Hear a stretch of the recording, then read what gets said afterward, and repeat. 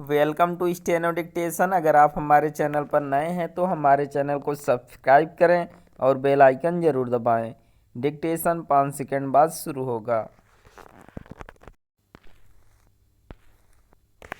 Start. संयुक्त राष्ट्र महासभा में इजरायल और हमास के बीच जारी संघर्ष को थामने के लिए लाए गए प्रस्ताव से भारत ने दूरी बनाकर बिल्कुल सही किया।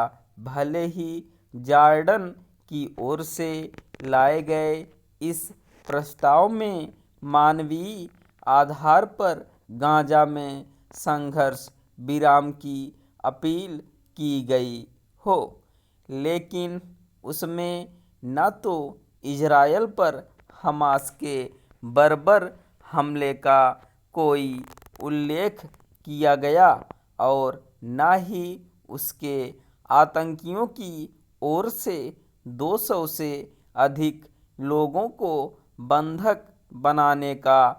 आखिर ऐसे किसी प्रस्ताव को मानवीय आधार वाला कैसे कहा जा सकता है, जिसमें 1400 से अधिक निहत्थे लोगों की बर्बर तरीके से हत्या करने वालों की निंदा करने से बचा गया हो और इस तथ्य को ओझल कर दिया गया हो कि इजरायल के साथ कुछ और देशों के 200 से अधिक लोगों को हमास के आतंकियों ने बंधक बना रखे हैं।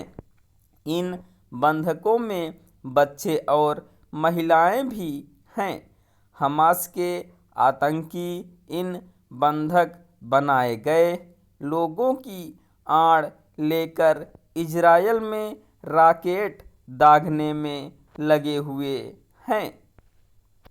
हालांकि संयुक्त राष्ट्र महासभा में लाए गए प्रस्ताव में हमास के हमले का उल्लेख करने का आग्रह किया गया था, लेकिन उसे स्वीकार नहीं किया गया। इन स्थितियों में भारत के समक्ष यही एक विकल्प शेष रह गया था कि वह इस एकपक्षीय प्रस्ताव से दूरी बनाए। भारत के साथ 44 देशों ने उक्त प्रस्ताव पर हुए मतदान में भाग नहीं लिया और 14 देशों ने उसके विरोध में मतदान किया। चूँकि 121 देशों ने इस प्रस्ताव के पक्ष में मतदान किया, इसलिए वह पारित तो हो गया, लेकिन उससे कुछ हासिल होने वाला नहीं है। यह एक निरर्थक और निष्प्रभावी प्रस्ताव है। यह प्रस्ताव यही बयान कर रहा कि किस तरह कई बार बहुमत गलत साबित होता है या फिर नीरछीर विवेक का उपयोग नहीं करता। आखिर जिस मानवीय आधार पर संघर्ष विराम रोकने का आग्रह किया गया, उसी मानवीय आधार पर हमास से बंधकों को रिहा करने की अपील क्यों नहीं की जा सकी? क्या बंधक बनाए लोगों के कोई मानवाधिकार नहीं? यह दुर्भाग्य की बात है कि जब सभी की सहमति से एक संतुलित प्रस्ताव लाकर उसे सार्थक बनाया जा सकता था, तब एक ऐसा प्रस्ताव लाया गया जो समस्या के समाधान में सहायक नहीं साबित होने वाला।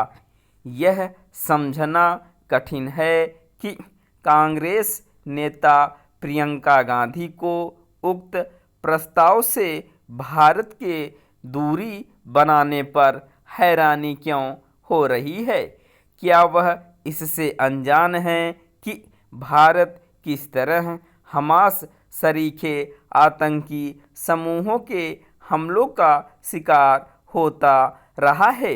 निस्संदेह वह इससे अनभिज्ञ नहीं हो सकती कि 7 अक्टूबर को हमास ने इजरायल पर जो भीषण हमला किया वह मुंबई में हुए आतंकी हमले की याद दिलाने वाला है।